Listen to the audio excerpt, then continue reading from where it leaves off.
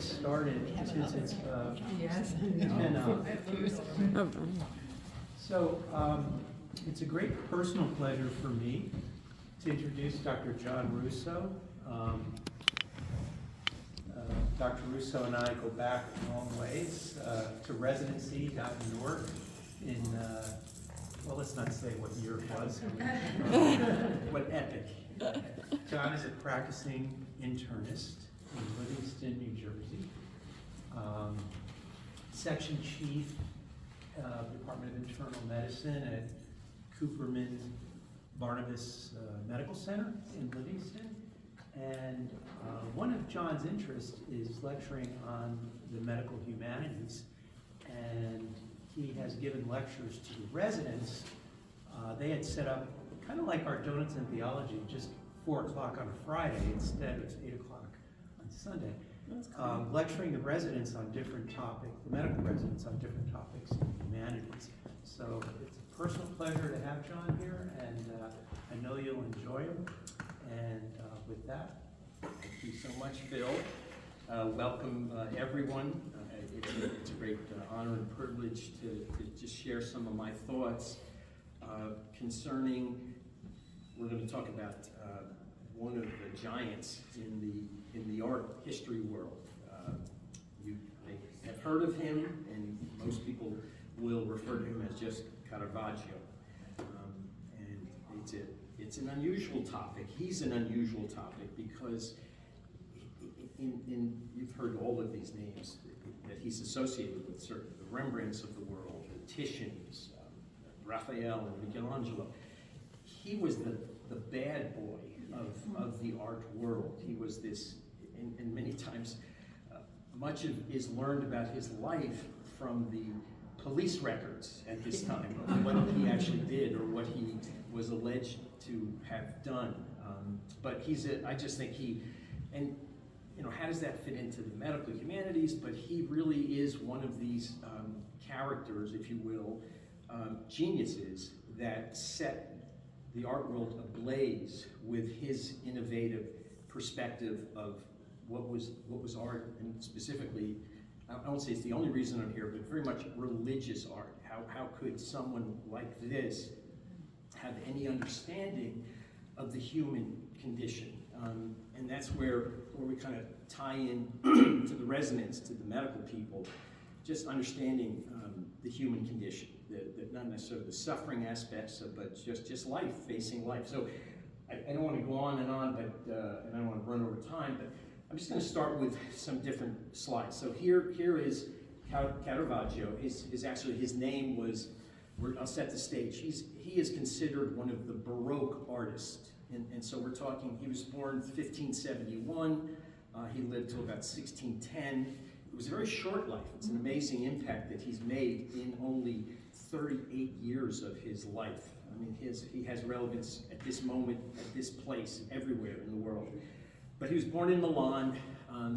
His background, I'm going to set this stage because I think it's very important to understand where he came from as to how his art developed. And at that time in the 1570s, it's disarray. I mean, we think our country's in disarray right now, but they had just gone through the Counter-Reformation. I shouldn't speak too loudly here. The Protestant, so the Catholic Church is boning up to face a tremendous threat to their existence.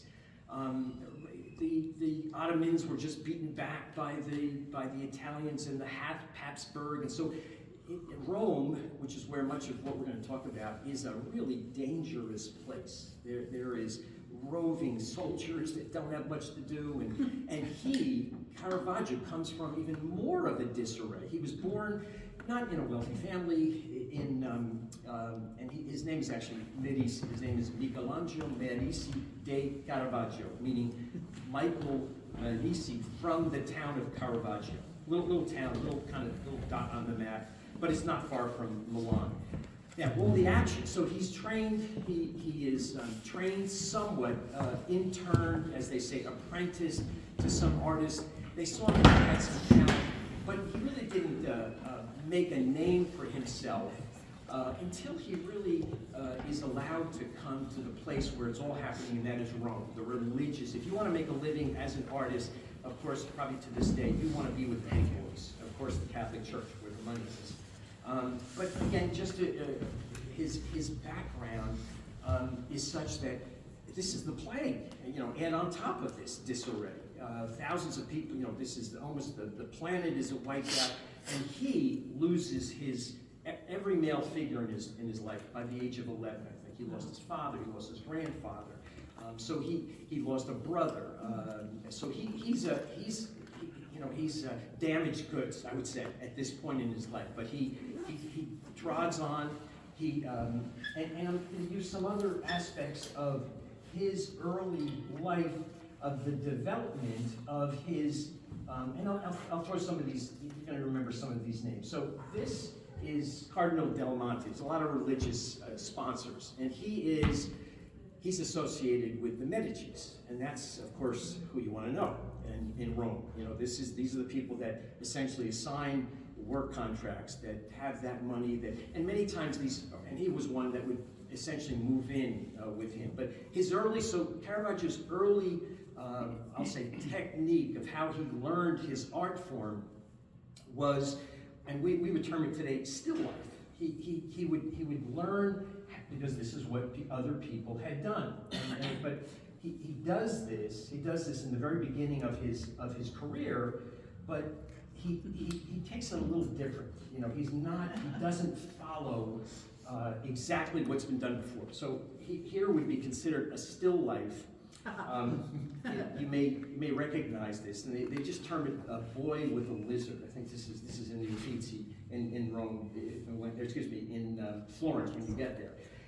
And seeing not just this character, it's kind of, again, I'll set that stage that Caravaggio paints at an instant. Something is happening. If you all look at this painting right here, we don't know exactly. It takes a little more time, and these are some of the observational things you start to learn. So we think it's a boy. It was thought to be a girl many years ago, and art historians make they're different, and that's also where he sort of blurs the line, almost a homoerotic aspect of some of his characters. And he's somehow being startled by something that's going on, and if maybe you can't really see that well, but this is him, just his ability of how his eye can make these judgments, and how this virtuosity of it's a glass bowl there is a water line, there are flowers in this. You see a lot of fruit with very meticulous outlining. But if you look here, there's actually this lizard. You have to believe me. The lizard is right below here, that's biting his finger below this. It's hard to see. It's hard to see. Now, what does that mean? What is that all about? And again, there's a lot of speculation. There's no book to read exactly about this, but this is his way of describing I'll say, in life, and especially if you choose to live on the edge, and this is rather suggestive, coming off the shoulder of who this person is. Is it a boy? Is it a girl? Is he soliciting something going on there? I won't go way beyond that. But if you choose to, the aspects of having relations and sex and all of these things that were forbidden, you're going to get bitten. Something is going to happen to you. This is sort of a way of, almost an aspect that remembers things like venereal diseases can happen. If you're going to wade in those waters, and he's going to come back to this. So it's not your real straightforward. This is early on, and he's going to develop this, not necessarily this boy technique, but I'll give some other examples real quickly. Again, he had no models to go by.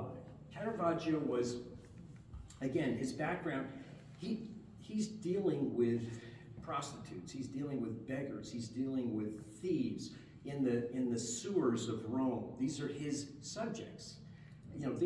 Never before had they even been put on the map. much of the religious art at this time was, I'm sure some examples, what was termed mannerism. Mannerism is this, you've seen these, the angels floating into the clouds and everyone looking up this way. He didn't see the world that way. He really experienced it very differently. And they had the same, and you'll see that face over and over again. This is supposedly one of his close associates, Mario Minetti is his name, but he's got that round face, and you're going to see this.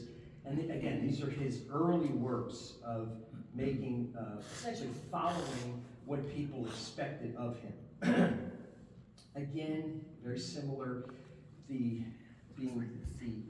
technique of these different, he doesn't just sit a bowl of fruit and paint that. He paints these specific details of all this, not just the leaves, and real life. Look at these leaves. Look at all that's going on. Again, this very suggestive young boy. There's all sorts of allegations that this Cardinal Del Monte, this wasn't accepted at that time, but he liked young boys, and this was part of what he wanted to see. And the technique which Caravaggio used as it led to other parts of his interest, or even the donors, the people that sponsored him. Now, it gets a little more interesting because you'll start to see, and this is another one of they call this the fortune teller. And it's, again, you're asked, you're being thrown into the picture. I'm not going to explain it to you, or I'll try to, but you can draw your own conclusions about this. But this is, again, these are street people. These are what's happening here. His fortune is being told. He's a well-to-do at the time. This hat. He's got his sword on the side. So his aspect, or Caravaggio, is looking at these people that he's had to deal with in his whole life, and what's going on, what's happening. He's in that instant. He's going to use this when he goes forward into his other works that I think you'll recognize even sooner. I'll just use one more. This is another, the card sharps. This is another famous where there's a little bit more dynamic going on. That obviously this player here is being told by this player here, and he's got extra cards in his bag. So there's a dynamic here going on. Yes? I'm just curious, was Rembrandt before or after?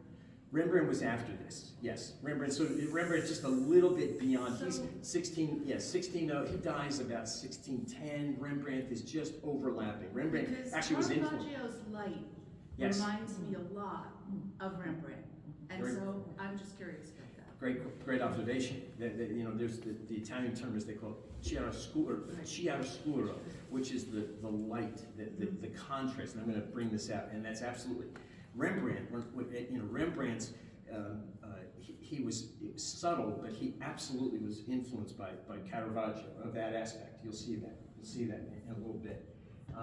So I don't want to rush through things, and I know you have a mass that's coming up after this. But I'm going to, and I have plenty of time. We usually break at 9:45.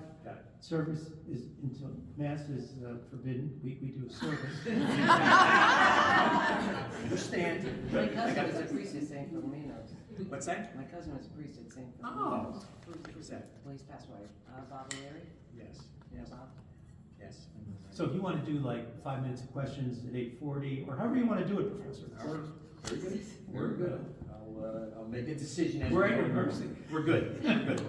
So, that's a very astute observation of the contrast of the light and the dark.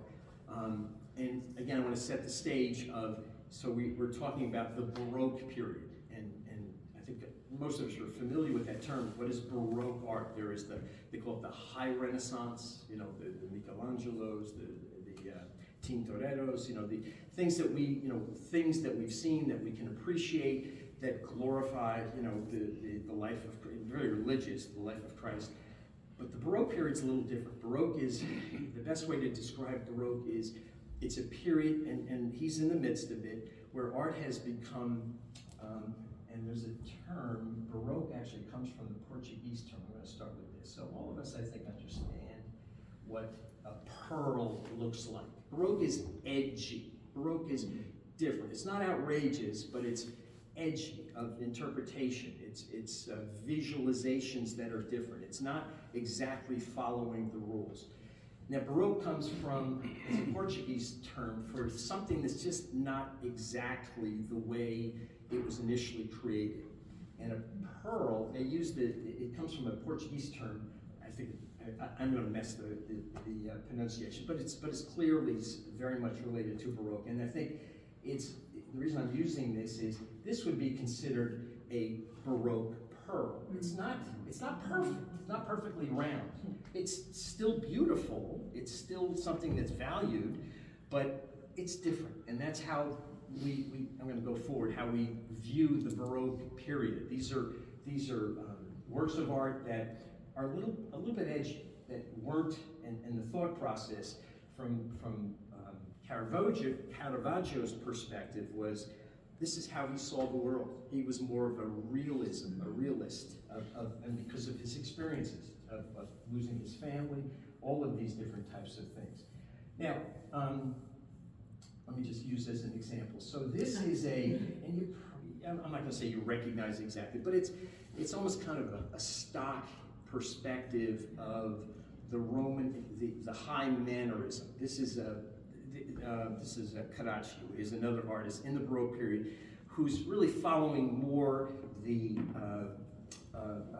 this is Bacchus. Bacchus is in the center of this. Bacchus was the god of wine and good times and such, and he's being adorned by obviously all the flying angels, all of these kinds of things. This had been done many, many times, and it was just a kind of a reincarnation of it. But just so much of us, I think, are familiar with who Bacchus was or what this is all about. When Caravaggio is asked to paint Bacchus, here's what he does. All right. It's a little different. It's a little different. And again, we'll set that stage that we talked of before of, I'll use the term again, this homoerotic young man, very suggestive with, he's kind of, and he has this is the aspect of the wine, the grapes are in his hand, but those grapes are not the freshest grapes you've ever seen. And that's just how Caravaggio does things. He's a little edgy. He's gonna sort of make you pay attention to real life of really what's going on. And there's a lot of speculation about, was this somewhat of was a self-portrait at the time? This may have been one of his barroom fights that he got into, and I always point this out to my residents. He looks like a condition that we would term, his lips are blue. He could have had lead poisoning at the time of the things that he was drinking out of. Or he could be recovering from some head trauma. His skin is kind of so he's not the most healthy guy in the world, but this is real life. These are, and remember, the models that Caravaggio was using were people off the street. He cast them very well, but these were not, he didn't have that kind of money. He didn't have, to answer your question, he wasn't like a Rembrandt that had studios and students, or Rubens who made a fortune. He almost had he had a business going on and on and on. Caravaggio is very different. Caravaggio never sketched anything in his life. They've reaffirmed this by X-rays, by looking to see, you've seen this, when they take an old piece of art and they'll look very carefully to see, is this the second or the third revision? Caravaggio just painted. They talked about he would go on these 2-week, almost after he awoke from some drunken debacle. But he was a genius. He was, so anyway. I'll move along. So again, I think you're starting to kind of understand Caravaggio. And this is another rendition of Bacchus. Again, not exactly what you saw in that first. Bacchus, he likes that suggestive look. He's making it a little bit different here with the wine and the shoulder that's exposed and he's inviting you into his work. There are paintings that many times it's there's a wall. You're not, but this is, you're almost being, you almost can lean into this to understand, and the technique again. This is an aspect of his early works, and it still was popular, but he's, I won't say turning it yet on its head, but it's a very different perspective. And exactly as I hopefully turn you all into Caravaggisti, which is, experts in Caravaggio, is you can start to see those sharp shadows of how the technique of how he not only, and how he's worked that shadow just right. I mean, he doesn't have spotlights, he doesn't have people to point out. He's doing it in the basement of where he's living. So again, hopefully you're going to understand this perspective. Again, I know these cardinals all look the same, don't they? But this is the guy. All right, this is Cardinal Borghese, Scipione Borghese. I see people understanding. I mean, this is when and if you get to Rome, if you can get to the Borghese Gallery, that's where the good stuff is. So this was the power broker at the time. This is the 1600s. And of course, it didn't hurt that he was the nephew of Clement VIII, the Pope at the time. That always happens. But this again, he had an eye for that Baroque, that edgy look of works. And so he takes Caravaggio in and puts him up and does come through with papal contracts so his son, now he's kind of a made man at this point. He's now put in this time. He's been recognized, but you must have, and this was the guy. You'll see. This is actually, and this is a pretty amazing. This is a sculpture. This is in the Borghese Gallery, and this is by Bellini, who was another. We could talk for days about that. Bellini. And he look. This is. I mean, you have to step back. This is sculpture. Look at these buttons. Look at this. I mean, it looks like flesh. And this is just an amazing work. It's in that gallery. You'll see this at the Borghese. It's right in the. It's not that far from from actually the Palazzo Nervona. I don't know if you've all been to Rome. It's not big. I mean, you'll find it, but it's an amazing piece. So I'm going to go. So one of the first, and this is where this really kind of puts him on the map, is the religious aspect of his art as it goes forward. So he's now contracted essentially to do a piece. This is the calling of Saint Matthew. All right, when Christ comes and seeks him out, sort of challenges him. Does he? And this has never been done in this aspect. There are many other aspects of Saint Matthew being rendered, of how he was called upon by Christ. But in this particular case, and again, just what you had said before, the shadows. I mean, your eyes. I don't have to teach you about this. Your eyes, almost all of us, will be drawn immediately to this side. And remember, Caravaggio turns things up on its head. Most religious works would have Christ right in the center with a spotlight, with angels flying above. Caravaggio is turning this work and many of his works to the center in this case. And you can't even see really what's, again, this light is, and the hand is pointing. This is St. Matthew, and these are the money changers.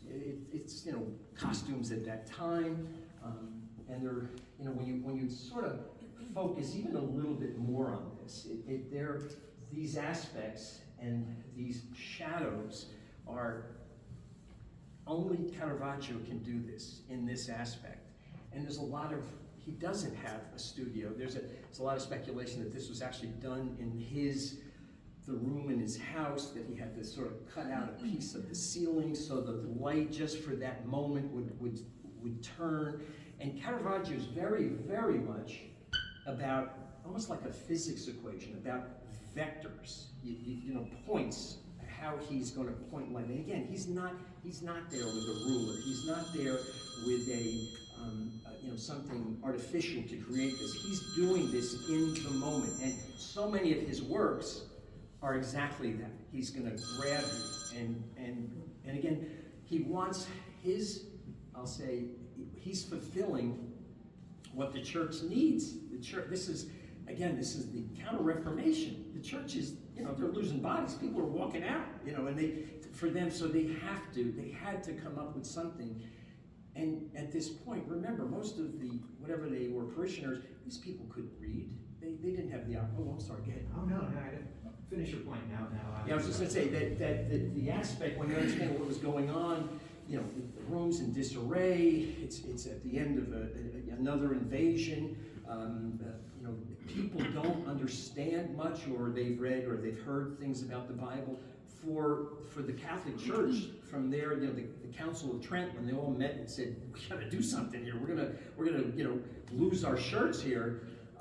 The aspect of how to get people's attention, how to tell a story, it had to be in this almost cinematic perspective. I mean, he's like a movie producer. That's exactly, and this had not been done before. And as we move along here, I'll show you some of these other works. But he is respectful, I will say, when you get a little different perspective of, because I'm going to ask you to look at one very, it's not that subtle, but I'm going to point out another aspect of this. We don't really see very much who, you can barely make out, Christ here in this aspect. Of course, here's the halo over this. But I'm going to ask you to take a look at that hand. Yeah. Where we've seen that hand before. Isn't that Michelangelo's God touching? Right? Yeah. That's Yeah. no coincidence. Absolutely. If we go to the Sistine Chapel, Yeah. and we'll look here again. Yeah. That's exactly right. You could almost put that crop in, This is spectatory. This is for observing. But Caravaggio invites you into the moment, and that's so different from what came before. Absolutely, absolutely. I mean, he is, he could be almost, he's gathering things out of the gutter. Yeah. But go ahead. Going back, could you Yes. show Matthew again? Absolutely. There are two things that I find so interesting in that painting. I love Matthew's gesture. What, you mean me? Yes. Oh, here it is. Now I got even a better one. And yes. that's one that I guess in some form or another, everybody in this room has at some point or another Absolutely. kind of felt. And that almost ginger coloring of his beard. I mean, he certainly doesn't look Palestinian. Doesn't really even look what I would say Italian. He almost looks like he comes from Ireland or Scotland or someplace like that. It's such an interesting approach. Well, that, of course, this is the 1500s. That took place a long time ago, but that's his. But again, I keep repeating, he's the subject of this. He's the center. How do we flip it on its head of what's happening dynamically at that moment? But that's exactly what Caravaggio intended and what he wanted. How he wanted to portray this. Here's another. This is St. Paul. And this is a manner. You're all experts at this now. This is a manneristic portrayal. Again, I think it's Carracci, who's another. He's in the Baroque period, but calling of let's see if this is, I have this. Yes, it is Carracci. All right, and this is St. Paul. Now, it's a little different how Caravaggio, the blinding of his recognition of Christ. So how does he's asked to do this, again, this is in the, what's the name of the chapel? The Chapel de Popola, I can't remember I'm going to forget. But it's not far from the Spanish Steps. All right, these are some of his three largest or most cinematic works. But so many times when he was asked, be it that group or from the Pope, they didn't know what they were in for. That his interpretation of some, in this case, the blinding of St. Peter as he recognizes who Christ is and is now a disciple and an apostle, and how he's, his perspective is, and again, a blinding aspect, a moment of when this occurs. He's not going to show Paul in the center of the picture, adorned by all of these other aspects. He's going to show him essentially being thrown off of a horse, and he is very, you can see here, very Christ-like here, as if he's on the cross already. And it's so typical that you almost don't even see his face. It's not that it's not important, but he's representing that moment. He's representing your interpretation of if and when salvation comes to your head, in your mind, in your life. It may be like thunderstruck is the best description. Cinematic is the best description of how he understood these things. These didn't go over big at the time, you can imagine. As a matter of fact, some of them were even thrown back and rejected. This wasn't what was expected. The other Caravaggio, I'm going to give me a moment here, a little bit. Oh, this is okay. Saul. All right, this is all right here. So this this is St. Peter. Excuse me. So this is Peter, and now I'm not a great theologian. You're going to correct me, please do, because I flunked out of when I was an altar boy, just didn't quite make it. There was in Latin. I kind of remember parts of the story, but correct me. They're lost, John. All right, I am. I'm the prodigal son. I'm just wandering aimlessly. So this at this time, Peter did not think he was even of. To be, in comparison to Christ, that he couldn't even be crucified standing up on the cross. He wanted and requested to be crucified upside down. And this is a replicate or a depiction of that event. And nothing, I think, more, you really are focusing in on this, but you can appreciate what's being done. It's a horrible act. And even they're having a hard time with this. The two executioners, or lashing him to this.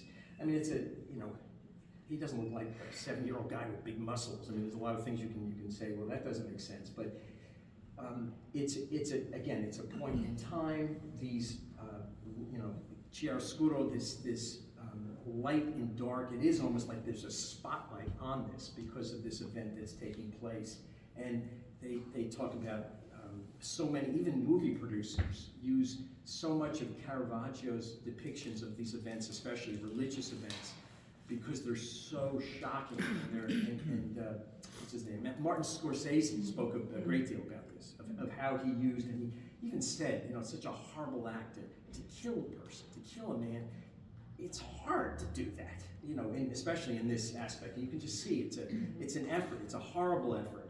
And we want to turn away from these events. We don't certainly celebrate them, but there is this, I won't say it's ghoulish, but there is this attention that he grabs you of what's happening, even when it's such a terrible thing like this. And this is another, I think,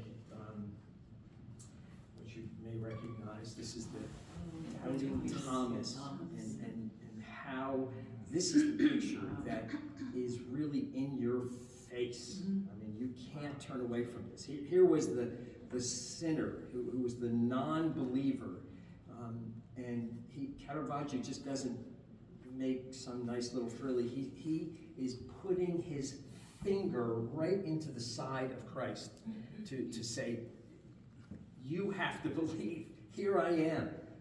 Even you, even the sinner, even the non-believer, there is room for you for salvation. And as much of a sinner, and I'll get to his legal exploits in just a moment, Caravaggio, he really believed in this. He really believed that there was room for the sinners. It wasn't just this idealized part of the world. He experienced it, and he essentially shoved this into the face of everyone at the time.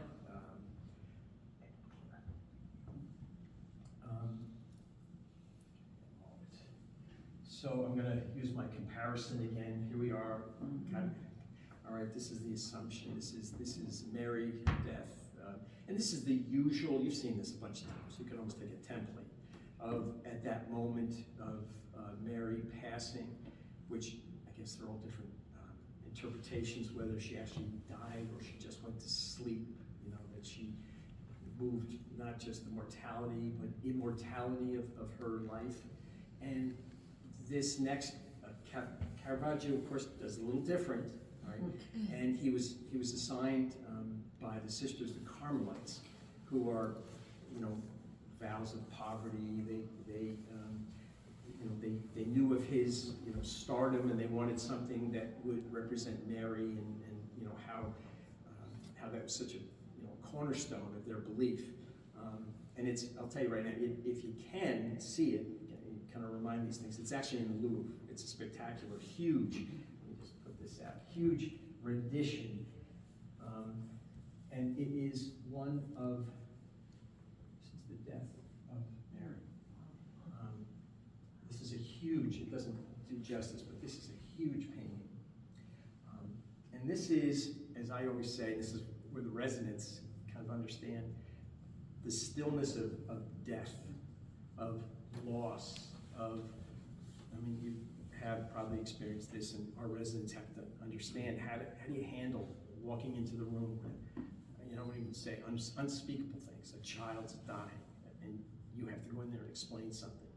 And this, you know, here she is, and I'll start to ask you to appreciate her feet, her dirty feet, her toes, her really how human she is portrayed.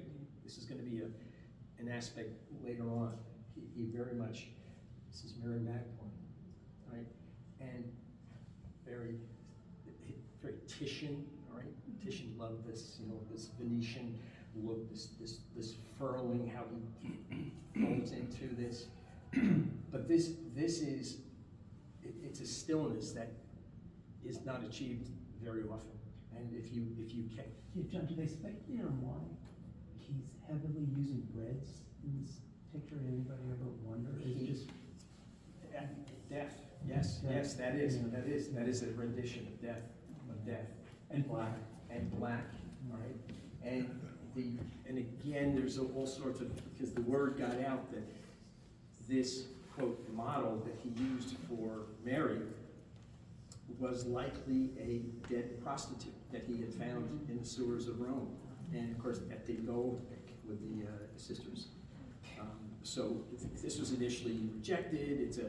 It's so interesting to follow, you know, who got it next. I think Rubens bought, you know, the people that really, you know, had visions beyond this. But this is a, you know, these are his people. These are people that he knew and grew up with, and, you know, every day interacted, and these were his models. This is where this is likely true. Did you say that the nuns rejected this? Yes, the sisters, the Carmelite sisters, they One were of the furious. things I find so offensive about this painting is that there are no women attending to her. There are just men observing her. Mary Magdalene. Yes, She's but- the group, yes. Oh, Mary that's a Magdalene. woman? That's her, yes, that's Mary Okay, Magdalene, never that's right. mind. I take it Yeah, back. that's all right, yeah. In black? That may be St. John. You know what, it's hard to, you know what, I don't remember exactly, but, no, with Mary Magdalene, he acknowledged Okay. that. I, Yeah. from here. Yeah, it's hard to like- say, it's hard to see, but when in person, I mean, you're like this, you know, it's that Yeah. big, it's at the Louvre, but it is a beautiful work. And there's another, this is the Madonna of Loreto. So Loreto was this, has to kind of do with the Crusades. You know, when they came back, they believed there were relics of Mary in the church and all this. It's in Rome, but it's an example of, and I'll point out those feet again, all right? That, you know, he's representing, you know, these people that probably shouldn't even be allowed into the church. They're so unkept, and they're so beneath everyone else. But Caravaggio doesn't see it that way. These are the people that Christ is is available and wants to save and wants to open his doors of welcoming into the church. So much of as you know, when we look at the feet, and of course, you know, washing the feet of Christ, all of that, you know, you go back to the derivation of the word humility, because that really is what this is representing, the humility of Christ. And humus is, the Latin humus is dirt, humus.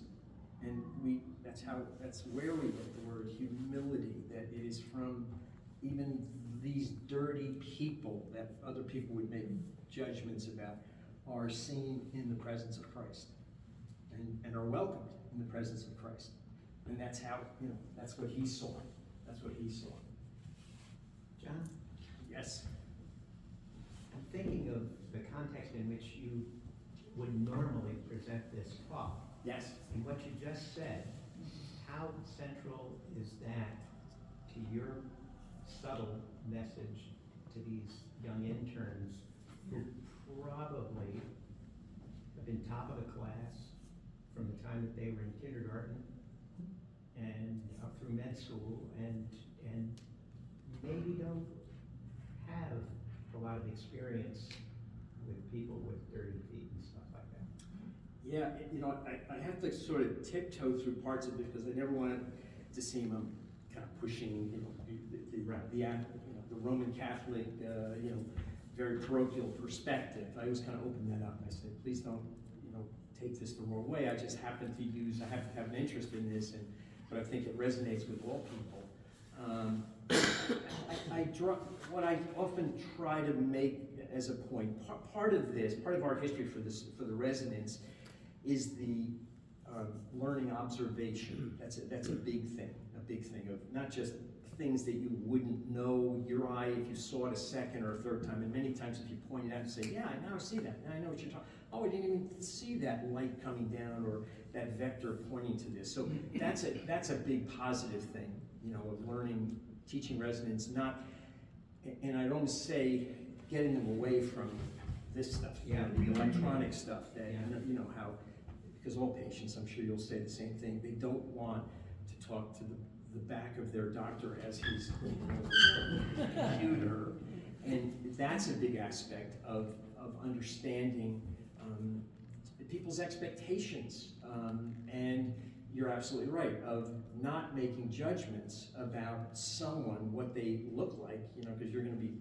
walking into the emergency room, they're not going to be looking so great, and not making judgments about what this person is about.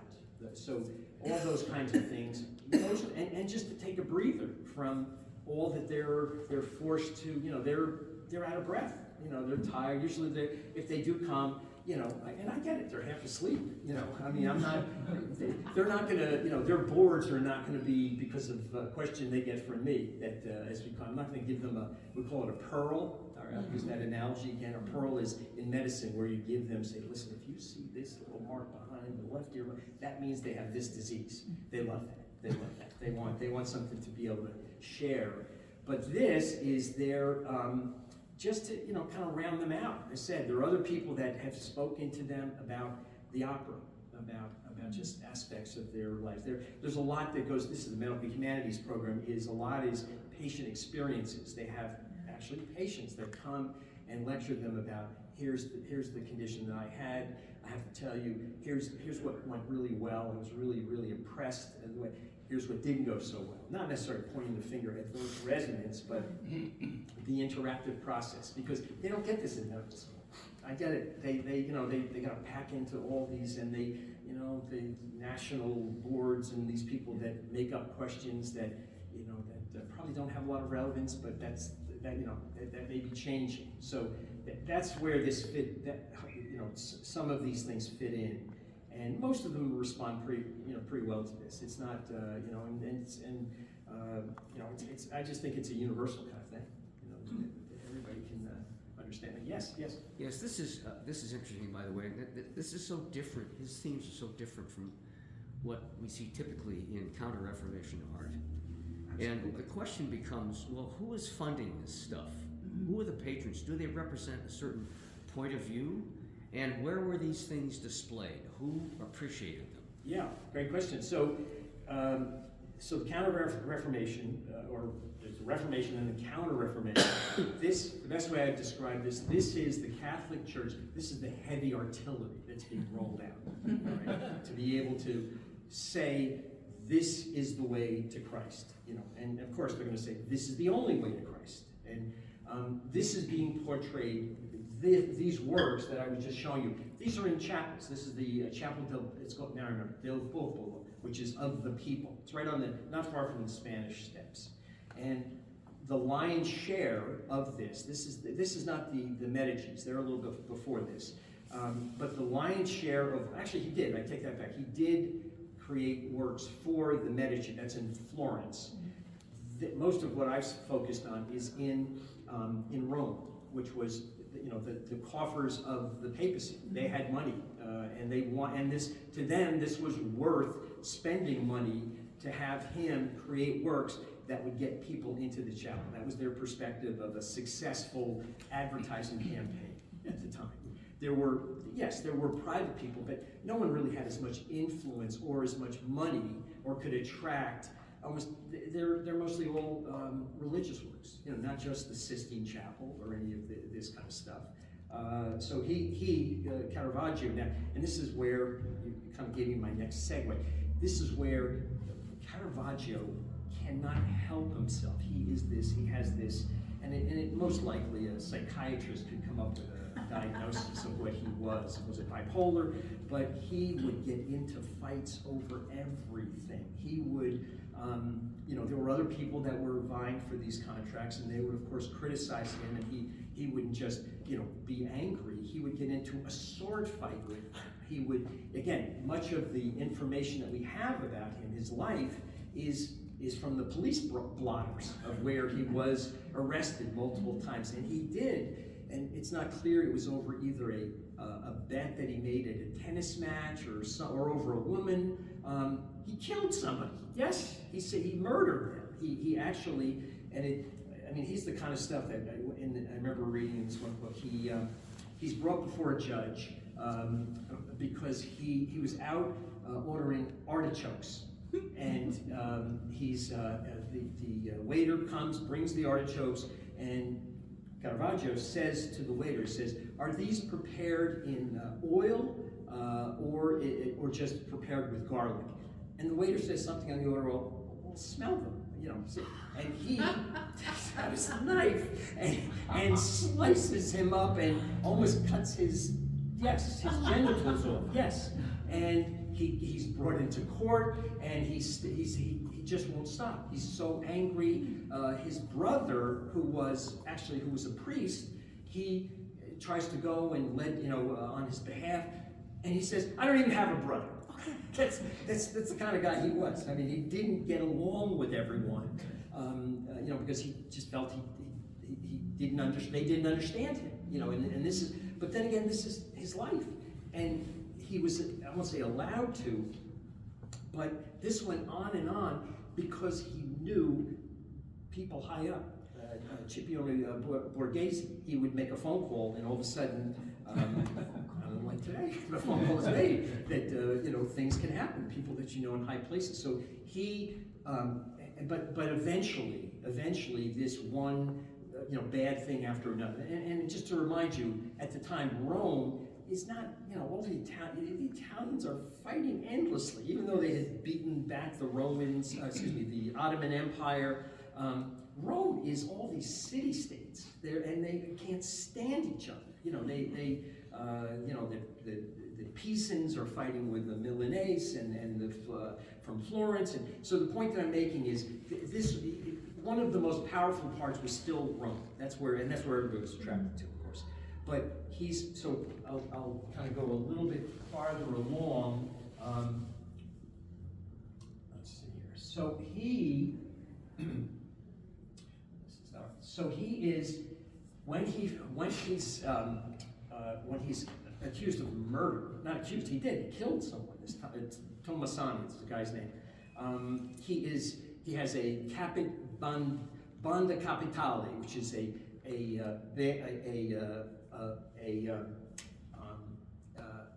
fee on his head. In other words, if you bring him back either dead or alive, you will be awarded this certain amount. All right. A bounty. A bounty. That's the term. I'm sorry. Thank you. So he, you know, and people know who he is. You know, it's not like because he's a very popular guy. So he hightails it out of Rome, and he's making his way down the coast, and he winds up going to. If I get this right. Give me a second. All right. Malta. Does that ring any bells? No. Malta. All right. Malta is the island just on the south, just off of Sicily. For centuries, it's been this in the Mediterranean, even since World War II when the Brits had it. It's essentially a conclave there, away from everything else, and it's not under legally they can't get to him there, and he's going to try to resurrect his life. He's decided that this is the only way he can get through this or survive all of this. So he wants to become a Knight of Malta. This happens to be someone that he wrote, or he created this in recompense for being made a Knight of Malta, which, you know, still, the order still does exist today. It's more of a, you know, a religious, very altruistic aspect of things. And in this. Let's go backwards. Give me a second. Oh, I'm sorry. All right. So he, as I said, he is trying to get in the good graces, and this is in, again, I have not seen this. We'll get there eventually. I want to get down there to Walton, but this is in the Church of St. John. Yes, I just want to let you know, we have about 3 minutes. All right, I'm sorry. I'm going to wrap Yeah, up. just, Very good. So this, perfect. So this is one of his final paintings. This is again, go. There is, go. So this is in the Church of St. John in Malta. This again is an offering to sort of get back into the good graces that hopefully he can return. And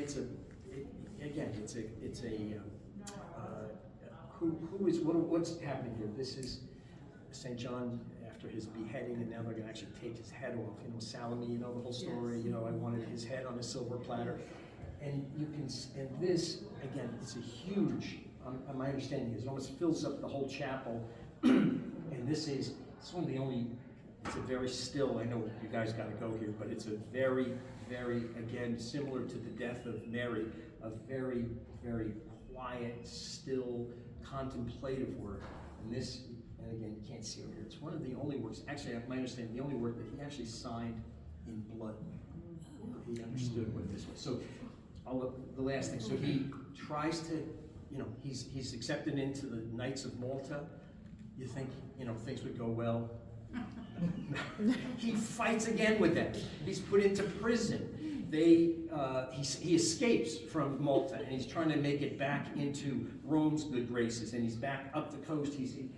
And here I'm going to end with this one here. So this is his. So what he creates is David and Goliath. Now, this is not your usual David and Goliath. You know, again, you pointed it out before. There's these shadows, and of course, this is Goliath, and this is David. But have you ever seen a hero look this way?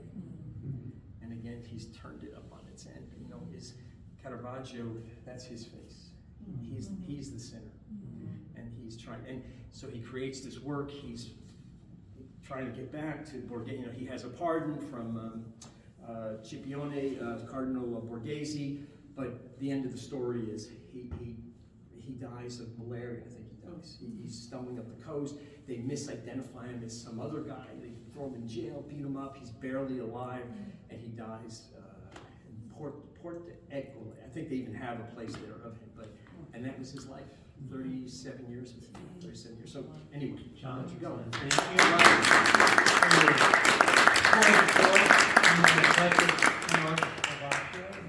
you. We really appreciate having you here, and thank you all for coming. Thank you.